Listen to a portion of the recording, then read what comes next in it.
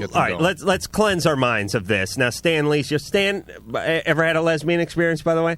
Afraid not, Adam. Really? Because that can be a good thing for a guy. How the hell can a guy have a lesbian experience? I don't know. I'm here to ask the hard-hitting questions, though, Stan. I see I'm going to learn a lot on this show. Oh, you certainly are. Now, Stan, you're here. Let's not beat around the bush. You got a show coming on tomorrow night, Generation X. Yeah, and everybody better watch it, let me tell you. It's on Fox. It'll be at 8 o'clock at night. Probably the greatest show of all. And because I do talk in superlatives and hyperbole and everything. But well, it's a good show. You're a legend. You can say whatever you want about yourself. Yeah, and the fella needs the ratings. Come on, guys, watch it, huh? Now, is tomorrow tomorrow the pilot, or tomorrow, what do they call that? Is that the pilot? Yeah, well, this is a movie for television. Right, and and if then, it does very well, it may go to series, which I'm sure it will, because it will do well.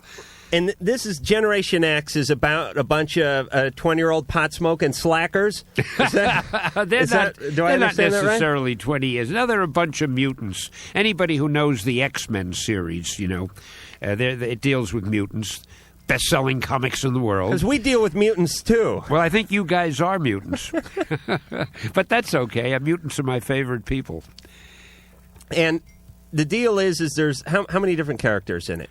Well, let's see. There's the villain. That's Matt Frewer, who plays Tresh. Now, he's the guy, if you remember Max Headroom. Right. He was Max Headroom. Okay, the legendary Max Headroom. I mean, need I say more? No, all right. So it's a star-studded cast. Oh, it is. You got the guy who played Max Headroom in there. Come on, this is going to series. And then we have Finola Hughes, who was in General Hospital. We were just talking about Finola on the ride in. God. I mean, everybody talks about Finola.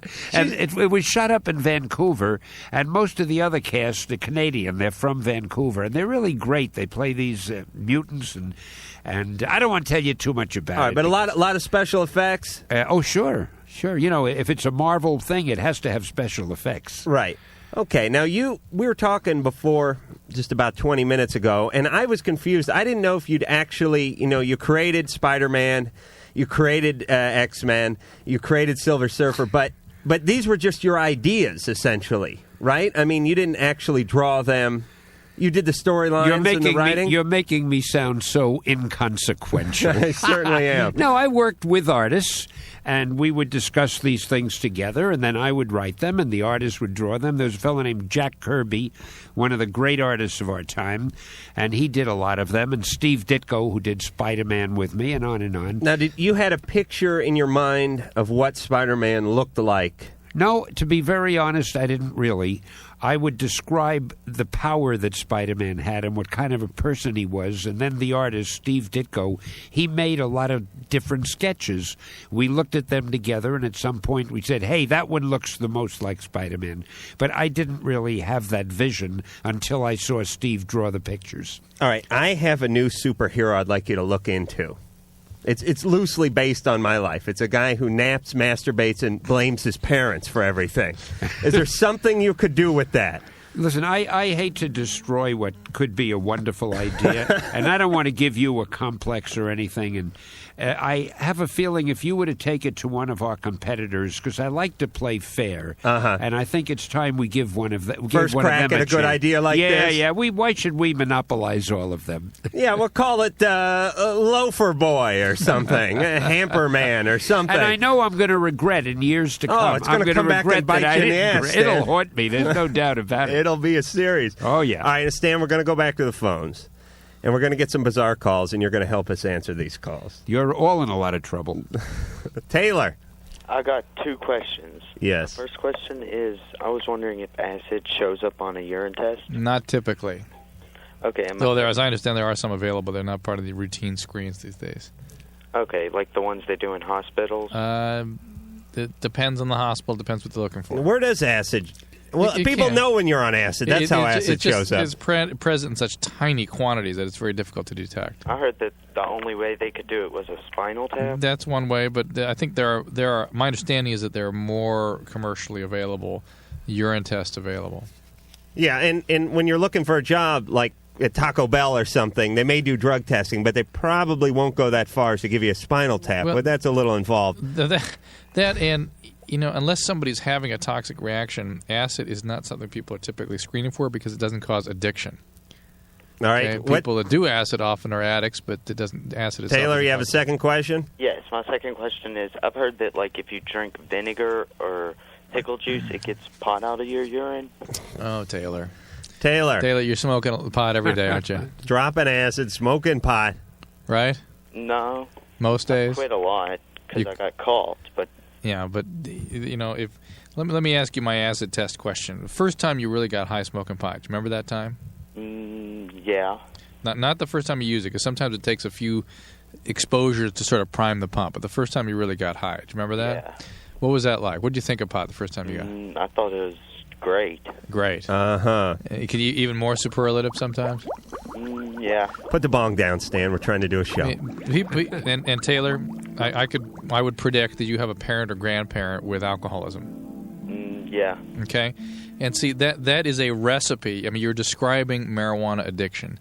People with a family history of alcoholism who have a superlative experience the first time they really get high on pot. Most addicts will say, I loved it, and continue to love it, and you will pursue it. I'm sure you did pursue it from that day forth. And now you're only stopping when you get caught. You're beginning to accumulate losses. You're going to screw up your job. You're going to screw up school. You need to take care of this. It is a subset of people with the biological predisposition for alcoholism that get this. Oh, and let's talk about acid for just 1 second now, Stan. You come up with a lot of real far-out ideas. A lot of these cartoon ideas seem real bizarre. Like the guy who did Gumby. Do you know that guy's name? I can't recall his name, but I know the character. I don't know. I heard he did some acid, and that sort of loosened up his mind just enough to come up with, like, Pokey and the Triangle Heads or something. Do you know how square I am? You didn't do I know any of what that. acid is, but when you say do acid, I have no idea. Does that mean drink it, smell it, inject? I don't even know what come do on. Don't acid play is. stupid with Word us, of honor. Stan. I swear to God. Good. So I feel so out of the loop right now. You came up with all these ideas totally sober. Yeah, completely. And yeah. now, are you getting rich off of this stuff? No, not really. Why not? Only in friendship, only in fun, only in meeting guys like you and learning all about the other side of life. Oh, the dark side, Stan. Yes, welcome to it, by the way. I think I'll get 10 more comic books out of all this. Now, you were working for what would become Marvel Comics. That's right. Later on at the time. What was the original name? Originally it was called Timely Comics when I went to work there. And you went there in the real late 30s. Yep. And you laid out these ideas. Uh-huh. And they took these ideas. Now, because you were working for them, do they have the rights to those? Yeah. So you got paid as an employee. That's right. But you're not getting the big, fat residual chunks. I'm not complaining. They treat me well. I've got a great job and all that. But no, I don't own the characters. They're owned by the company, by Marvel, which is fine. I mean, that's the way it goes.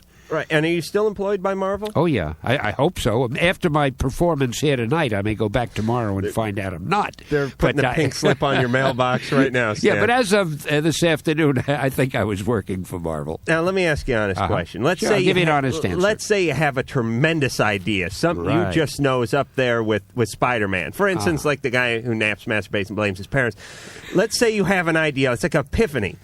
You want to produce this yourself, don't you? You don't want to go into Marvel and have them get their big claws all over it and take their cut, do you? I mean, Yeah, but you if ever they produce stuff yourself? If they do it, it makes the company stronger and it makes my job more secure, and I'll get a bonus probably, and I have no problem with that. All right, so you're a team player. Yeah, I'm one of these few people left on Earth, I think, that's a company man. Wow. All right, we're going to take another quick call. Gus? Yeah. You're on with Dr. Drew and Stan Lee. Hi. Hey. Oh, man, I got a problem. Okay. See, I fell in love with this girl over Christmas when I was on vacation. And her boyfriend at the time, he was on vacation too, so he wasn't around. Mm-hmm. And they had been together for about a year and a half. And she kind of cheated on with me. I mean, I didn't have sex with her or anything like that, but they broke up when her boyfriend got back. And then wait a minute, you guys broke up when her boyfriend got back? No, her and her present boyfriend broke up. See, I wasn't going out with her at the time. Okay, no, wait a minute. She had one boyfriend out of town. Drew, pay attention. I don't get it. All right, she has one boyfriend who's out of town. Yeah. She has another boyfriend that's in town. Yeah. And then there's you. No, okay. He is the in-town boyfriend. Her boyfriend was out of town. Right. and I just came into town, and so like I was just kind of fooling around with her. Yeah. You didn't consummate the relationship. Right. And so when he got back, they broke up. And then I came back to, I went back home after vacation and everything. And, I wrote her letters and called her and everything like that because we live pretty far away. And then she started going back out with him. And then she said it was just because she needed somebody there because, she's feeling real lonely and everything like that. Right. And she didn't want her bed to lift off the floor, so she had to weight it down. So... Yeah, all right. Gus, come on. Stan Lee's sick and he's tired. He's got one foot in the grave over here. You better hurry up. No, I'm fascinated you're by it. fascinated? I can't imagine how this is going to end, what the problem is. It may not end. It's going to end in a commercial if you don't hurry, Gus. What the hell is he saying? That was God. All right, so then they started going back out with each other, and she said even though that they were going out, that she didn't want to lose touch with me. And then, they went out for about a week, and then she called me and she said she'd lost her virginity to him. Right. And so she called me a couple days ago, and she said that she didn't want me to call her or write her anymore because she said it would hurt him too much. Yeah. And so I guess... All right, Stan, I got an idea for you. No, I can't make a comic out of this. It's called I'd like to. Confused Adolescent. It's a guy, all right, he was an auctioneer, and he got fired. And he's a teenage auctioneer, and now he had some sort of brain trauma. He was dropped as a child. He became an auctioneer. He got fired from his auctioneer job, and now he just calls radio stations and rambles aimlessly. Do you think you could do something with that, Stan? You thought that was aimless. You should read some of the scripts that are submitted to us. But you cut him off at the best part. He said that if he called her boyfriend, it would offend the boyfriend, and that kind of I found very interesting. Yeah. We're going to be back with Drew, me, You guys Stan. do this all the time. Oh, You listen to this You're great doing it stuff. too. We're going to lock the door. I tell you, no wonder you don't want to go home. We'll be back with more Spider-Man after this.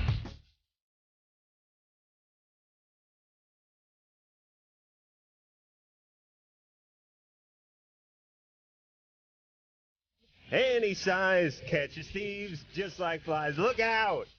Here comes the Spider-Man. Bum, bum, bum. Is he strong? Listen, bub. He's got radioactive blood. Can he swing from the thread? All right. Oh, I love that song.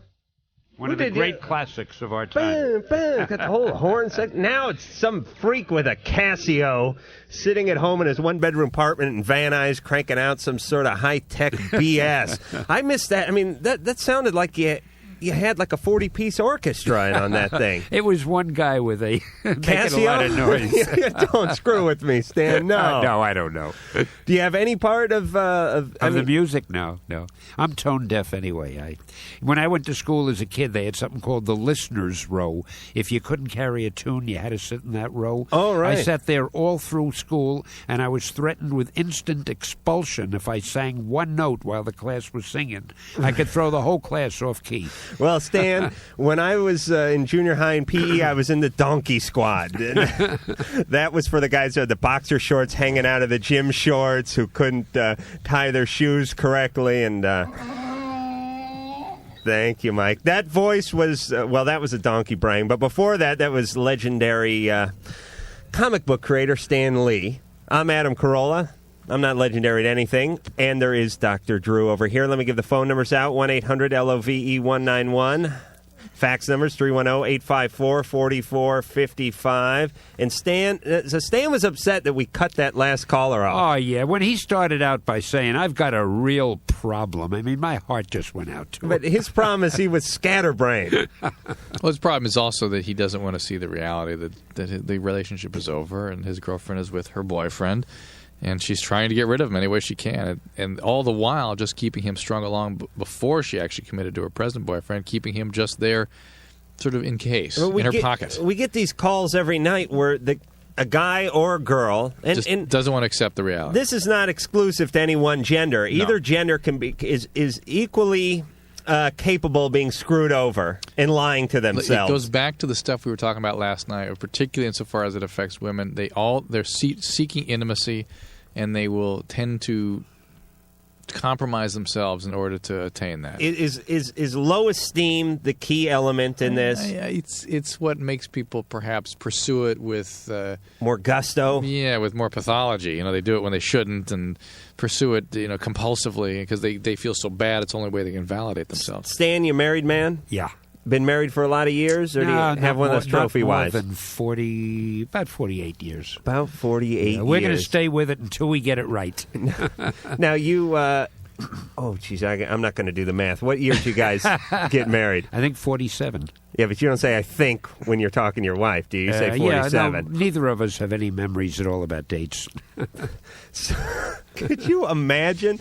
And you're still in love. Oh, she's great. I mean, she's the greatest woman in the world. Yeah. And you met her when you were... Well, you asked if I drew before. I didn't draw comic strips, but I used to draw cartoons just for myself.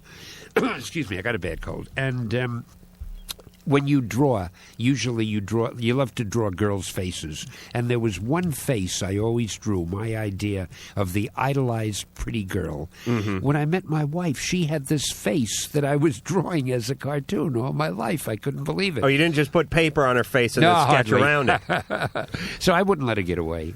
Wow, so you'd created this image, and then you'd actually seen the female manifestation of it. It was really incredible. In fact, I almost feel I created her.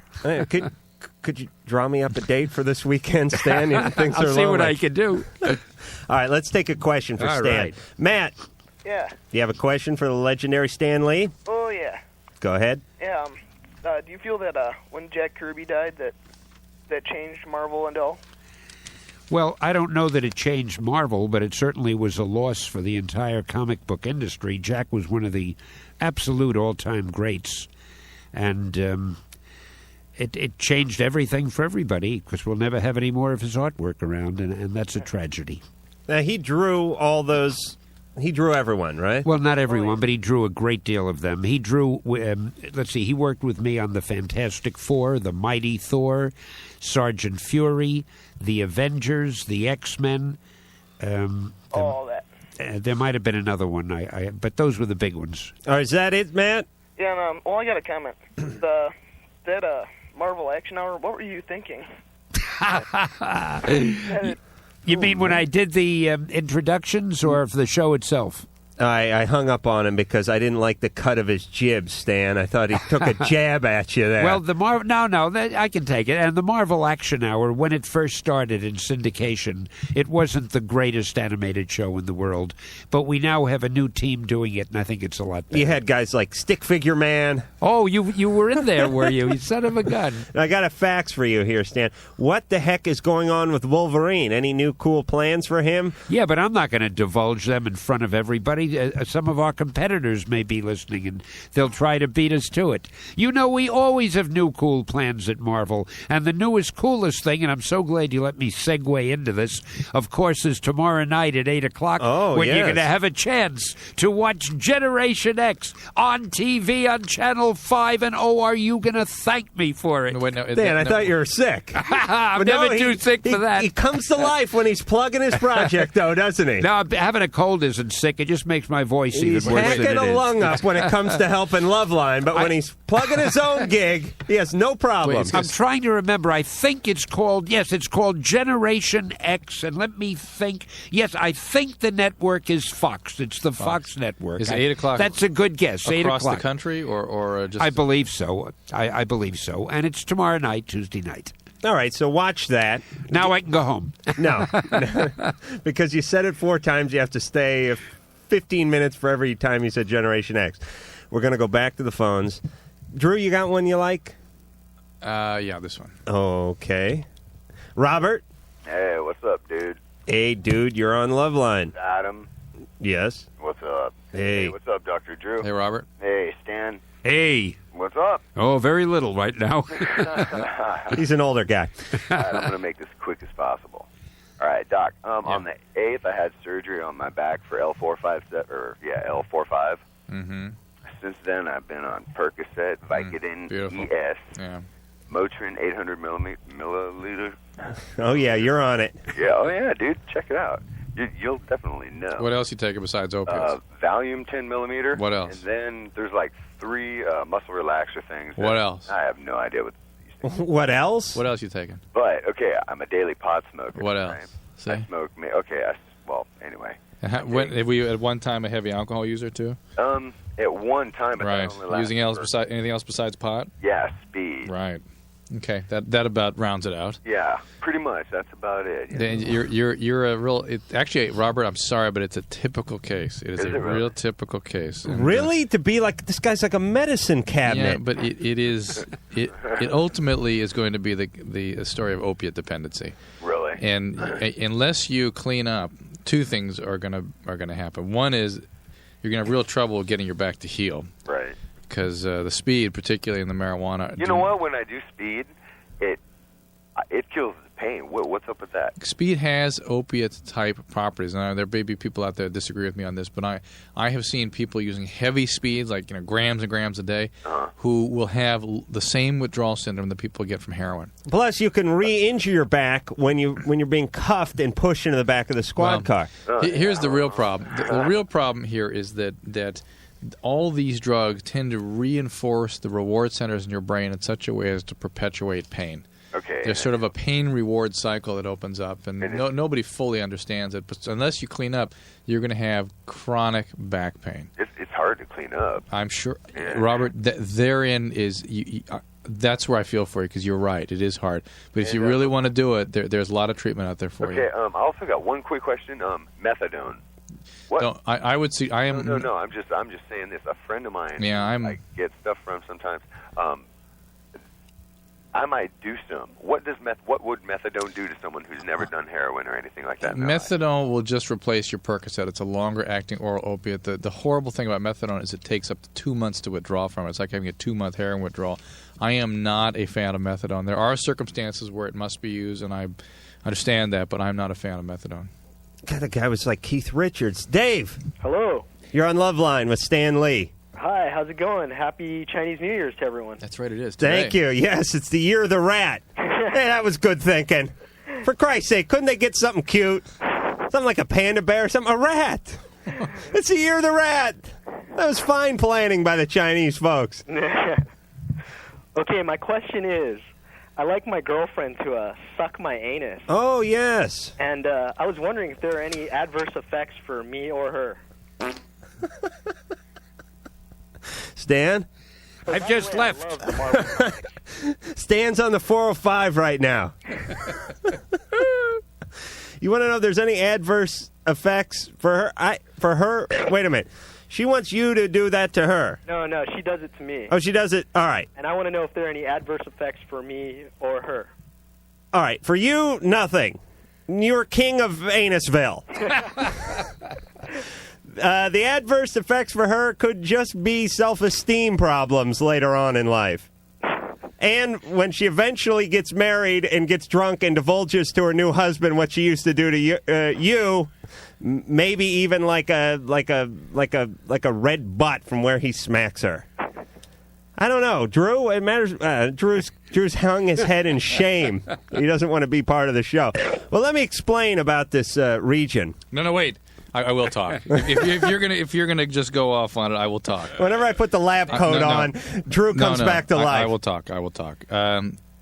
Dave. Yeah. I don't even know how to address questions like this, except that there is obvious potential for exchange of body fluid. Any sexually transmitted disease that happens to be present, certainly you could contact. There are what we call oral fecal transmitted diseases of various types in this country, and they're not very common. But certainly she would be at risk for those. Stan, I just came up with another one. Heine Man, a guy who's fixated with people's rectums. I think you've just put our entire company out of business.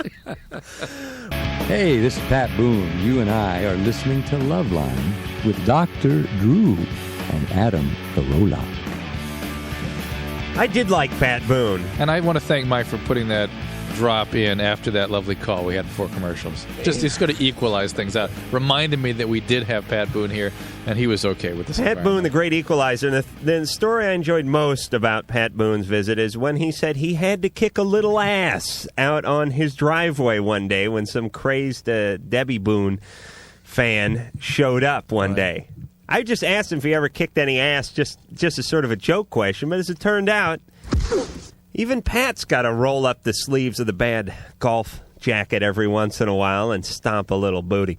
Let me get the phone number out, 1-800-LOVE-191, 1-800-568-3191. Fax number, 310-854-4455. Stan Lee has left the building, but his legend lives on.